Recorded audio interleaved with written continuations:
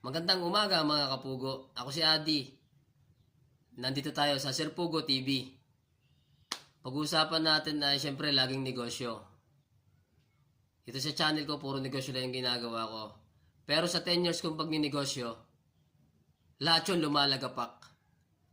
Walang nangyayari, maganda sa umpisa.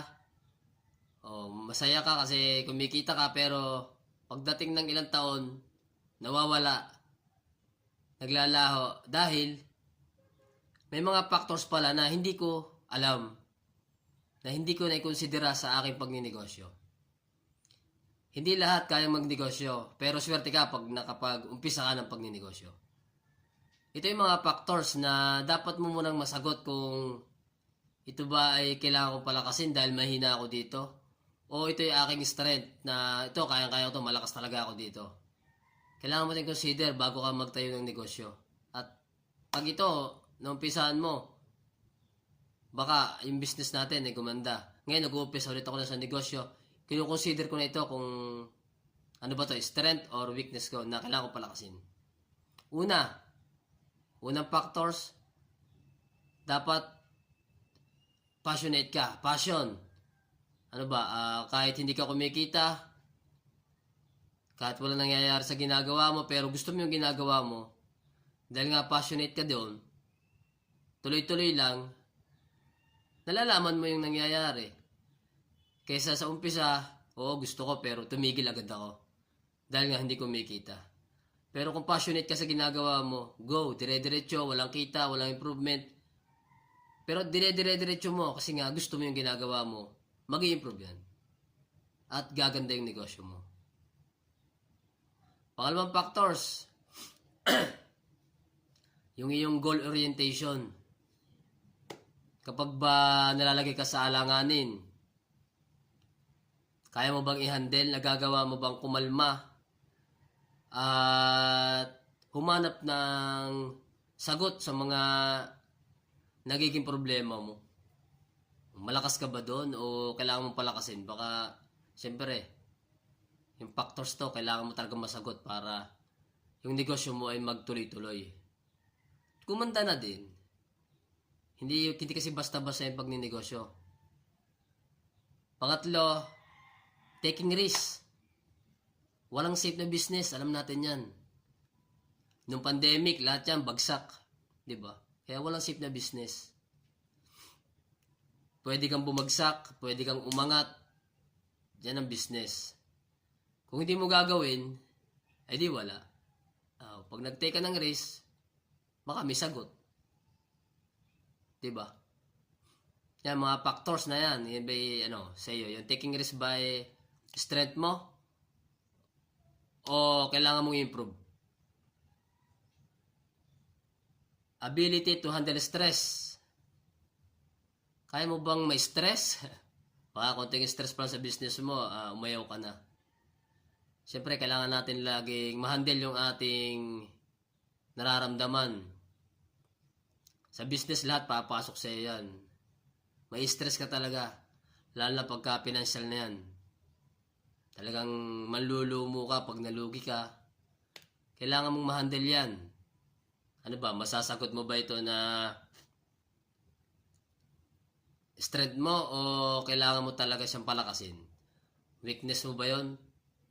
Ang ability to handle stress. Kailangan mo siyang masagot bago ka mag-umpisa ng negosyo. Sunod na factors natin ay social support. Sa darating mong negosyo, may susuporta ba sa iyo? Siyempre may susuporta sa iyo, pamilya mo lagi. Kaibigan. Pero sa una lang yun. Totoo, sa una lang yun. Pag nagsabi ka ng negosyo sa kaibigan mo, hindi natin alam sagot nila. Sagot nila ay, huwag na, malulugi ka. Anong iniisip mo noon para magbabago yung isip mo? Kaya, kailangan mong masagot yun na, ano ba ito? Yung social support ba ay aking weakness or aking strength? Kung siya yung weakness ko, kailangan ko siyang palakasin para magtuloy-tuloy yung negosyo ko. Sunod ay financial situation. Siyempre, lahat ng negosyo nangangailangan ng puhunan yan. Lalo ng financial. Meron ka bang maloloanan? Meron ka bang kapital? May ipon ka? Kung maglo-loan ka, meron ka bang may bibigay na, anong tawag doon? Na pwedeng 1 lakh kung gusto mo para makapag-umpisa ka ng negosyo? Kailangan yan. Ano ba to? Strength mo or weakness na kailangan mong palakasin? Siyempre, pag may pera ka, yun, magiging strength mo yun. Kaya, kailangan mong sagutin yung factors na ito. Strength o kailangan kong palakasin? Kailangan kong improve. Sunod naman ay business management skills. May kakayahan ka bang mag-manage ng business? Nagkaroon ka na ba ng maliit na negosyo na na-handle mo nung una bago ka pumasok sa mga susunod na negosyo? Pag hindi mo kaya yan, ibig sabihin, kailangan mo improve. Kaya mo bang i-manage yung marketing, yung costing, paano mo siya ma-handle? May kakayahan ka ba talaga dito? O weakness mo to, kailangan mo improve. Mamimili ka. Palalakasin ko o strength ko to? Kung strength mo yun, maganda. Makakapag-umpisa ka kagad. Panghuli naman ay, syempre, kailangan mo rin ng commitment sa community. Ano ba, may pangako ka ba sa community kung ito itatayo mo yung negosyong ito?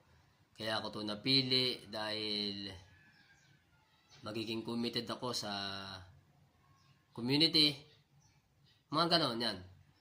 Yan yung mga factors na dapat mong sagutin bago ka mag-negosyo. Una, passion.